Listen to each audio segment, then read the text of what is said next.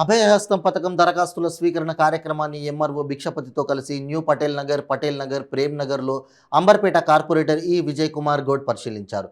Corporator సంబంధిత అధికారులతో మాట్లాడి దరఖాస్తుల స్వీకరణ కార్యక్రమాన్ని ఆజాద్ నగర్లో, దుర్గానగర్లో, ప్రేమ్ నగర్లో నూతన సెంటర్లు కూడా ఏర్పాటు చేయాలని ఆయన కోరారు. ఈ సందర్భంగా కార్పొరేటర్ మాట్లాడుతూ ముందుగా రేషన్ కార్డు లేని వారికి రేషన్ కార్డులు కల్పించి ఈ కార్యక్రమాన్ని ప్రారంభిస్తే బాగుండేదని, అర్హులైన వారందరికీ కూడా ఈ పథకాలను ఖచ్చితంగా అమలు చేయాలని తెలియజేశారు. ఈ కార్యక్రమంలో మండల కార్యాలయం సిబ్బంది, బీఆర్ఎస్ పార్టీ నాయకులు లవంగు ఆంజనేయులు, మహేష్ తదితరులు పాల్గొన్నారు.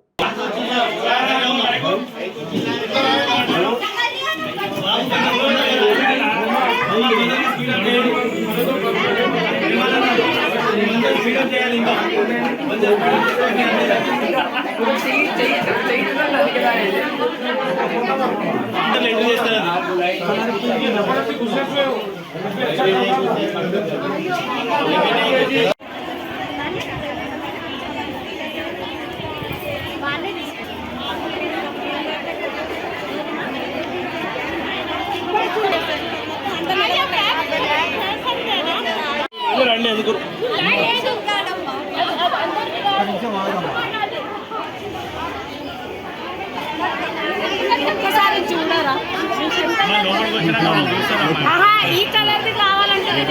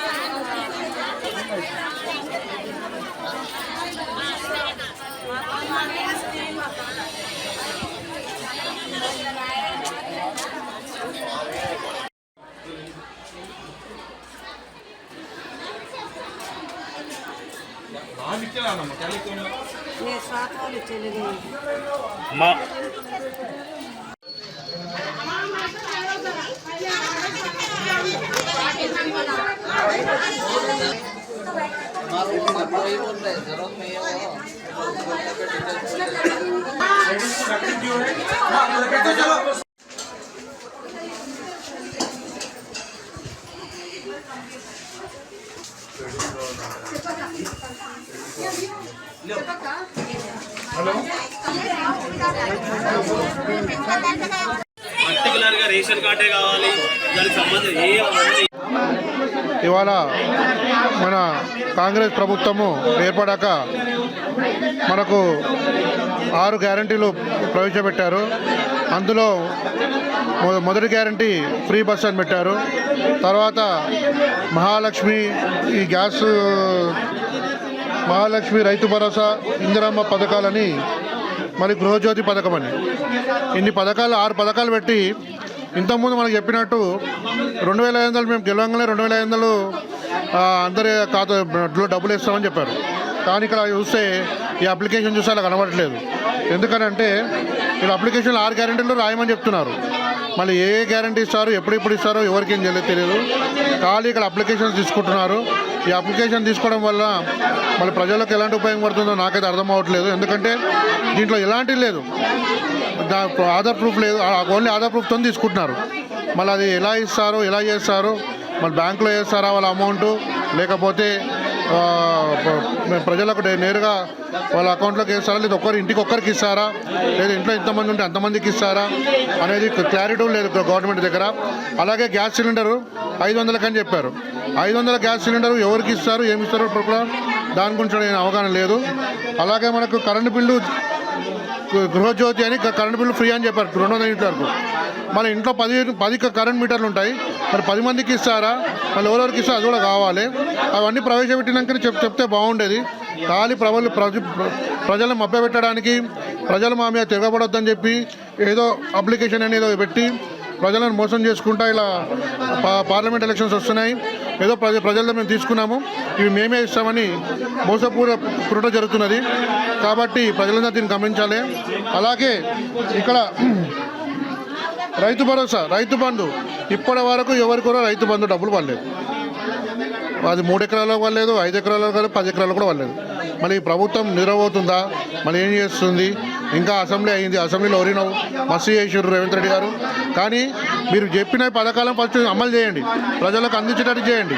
ప్రజలకు అందేయకుండా ఏదో టైంపాస్ చేసినట్టు మీరు ఇలా అప్లికేషన్లు పెట్టి మీరు ఏమంటారు మన ప్రజల్ని గందరగోళం చేసుకుంటా వాళ్ళు ఇళ్లలో పనులు పెట్టుకొని వచ్చి ఆల్రెడీ రేషన్ కార్డులు అన్నారు. ఇప్పటి వరకు ఒక రేషన్ కార్డు మీరు 28 తారీఖు రేషన్ కార్డు స్టార్ట్ చేస్తామన్నారు, ఒక్కరు కూడా రేషన్ కార్డు లేదు.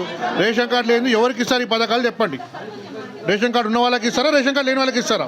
చెప్తే ప్రజలకు కూడా అర్థమవుతుంది కదా. ఏం చెప్పండి, కలిపి ఇచ్చుకుంటూ పోతున్నారు. ఈ అప్లికేషన్ నింపమంటారు, ఇస్తున్నారు ఆధార్ కార్డుతో.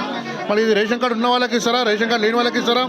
మళ్ళీ ఎవరెవరికి ఇస్తారా? మాకు వైట్ రేషన్ కార్డా లేదా ఏ కార్డా మాకు చెప్పాలి కదా, ప్రజలకు చెప్పాలి. మాకు ప్రజలకు చెప్పాలి. ముందు ప్రజలకు చెప్పినాక మీరు ఏం డిక్లరేషన్ చేయాలి. ఏం డిక్లరేషన్ చేయకుండా ఇలా ఇవ్వడం మాత్రం మాకు సమయం అనిపిస్తలేదు. కాబట్టి ప్రజల కోసం పనిచేసే ప్రభుత్వం ఉండాలి, కానీ ప్రజలనే మోసం చేసే ప్రభుత్వం మాత్రం ఉండొద్దు. ముందే గమనించి దీని మీద ఎలాంటి ఇదైనా కూడా మేము కఠినంగా మేము కూడా దీని గురించి వాకప్ చేస్తాము. వాకప్ చేసి దీన్ని సరిగా ఇవ్వకుండా మాత్రం ఎక్కడ కూడా ప్రభుత్వ జెండాలు కానీ కాంగ్రెస్ జెండాలు కానీ కాంగ్రెస్ వాళ్ళు ఎక్కడ తిరగనీయము. ఆల్రెడీ నిన్న మాకు పెద్ద ఇష్యూ జరిగినది. ప్రోటోకాల్ పాటించడం లేదు. మీరు ప్రోటోకాల్ పాటిస్తుంటే చాలా బాగుంటుంది. ఒక ఎమ్మెల్యే అయిన గౌరవం కూడా ఇక్కడ స్థానిక కాంగ్రెస్ నాయకులు ఉన్నారు, వాళ్ళకు ఎమ్మెల్యే అని గమనించి ప్రజలతో ఎన్నుకోబడ్డ ఎమ్మెల్యే 23,000 మెజారిటీతో 24,000 మెజారిటీతో గెలిచిన ఎమ్మెల్యే. ఆ ఎమ్మెల్యేని మీరు మర్చిపోతున్నారు. 24,000 మెజారిటీ అనేది తక్కువ మెజారిటీ కాదు అది. కాబట్టి కాంగ్రెస్ వాళ్ళు కూడా చెప్తున్నాము, కొంచెం జాగ్రత్తగా ఉండి ఏది ఉన్నా కూడా ఎమ్మెల్యే సమక్షంలో ఇక్కడ గెలిచిన కార్పొరేటర్ ఉన్నారు వాళ్ళ సమక్షంలో జరిగితే బాగుంటుందని ప్రోటోకాల్ పాటిస్తే స్థానిక కాంగ్రెస్ నాయకులు మేమున్నప్పుడు కూడా అందరికీ ప్రోటోకాల్ పాటించాము. కాబట్టి మీరుంటే కూడా అలాగే పాటిస్తే బాగుంటుందని కోరుతున్నాం. ఈరోజు ఈ ప్రజాపాలన కార్యక్రమం ఏదైతే 6 గ్యారంటీల పథకం ప్రభుత్వం ప్రవేశపెట్టిందో దానికి సంబంధించిన అప్లికేషన్స్ ఈరోజు ఇక్కడ తీసుకోవడం జరుగుతుంది. మొత్తం అంబర్పేట్ కాన్స్టిట్యున్సీలో 24 లొకేషన్స్ ఉన్నాయి. 24 లొకేషన్స్లో కూడా మొత్తం అప్లికేషన్స్ రిసీవింగ్ స్టార్ట్ అయ్యింది. సఫిషియెంట్ స్టాఫ్ను కూడా వాళ్ళకి డ్రాఫ్ట్ చేశాము. వాళ్ళకి సంబంధించిన అప్లికేషన్స్ తీసుకొని వాళ్ళకి ప్రాపర్ రిసిప్ట్ కూడా ఇవ్వడం జరుగుతుంది, రిజిస్టర్లు ఎంట్రీ చేసుకొని. సో ఇప్పుడే స్టార్టింగ్ కాబట్టి కొంచెం క్రౌడ్ ఎక్కువ ఉంది. కొంచెం ఇంకొక 1 అవర్ అయితే క్రౌడ్ ఆల్మోస్ట్ కొంచెం తగ్గుతుంది. 1 by 1 తీసుకోవచ్చు, ఇబ్బంది ఏం లేదు. సఫిషియెంట్ స్టాఫ్ అందరు కూడా ఉన్నారు అన్ని లొకేషన్స్లలో. సో మార్నింగ్ 8 to 12 తీసుకుంటాము. మధ్యలో క్రౌడ్ని బట్టి బ్రేక్ ఉంచాలా లేదా అన్నది ఆలోచిస్తాము. కంటిన్యూగా 6 వరకు ఉంటుంది ప్రోగ్రాము. మళ్ళీ రేపు కూడా ఉంటుంది 8 days ప్రోగ్రామ్. ఈ రోజు నుంచి 28 డిసెంబర్ నుంచి 6 జనవరి వరకు కంటిన్యూగా ఉంటుంది. మధ్యలో public holidays 31st and 1st 2 రోజులు ప్రభుత్వ సెలవు దినాలు ఉన్నాయి కాబట్టి ఆ 2 రోజుల్లో ఎలాంటి అప్లికేషన్స్ తీసుకోబడవు. మిగిలిన అన్ని వర్కింగ్ డేస్లలో మొత్తం అన్ని స్లమ్లో ఉన్నటువంటి బీపీఎల్ ఫ్యామిలీస్ అందరు కవర్ అయ్యేటట్టుగా అప్లికేషన్స్ అన్నీ తీసుకుంటాం.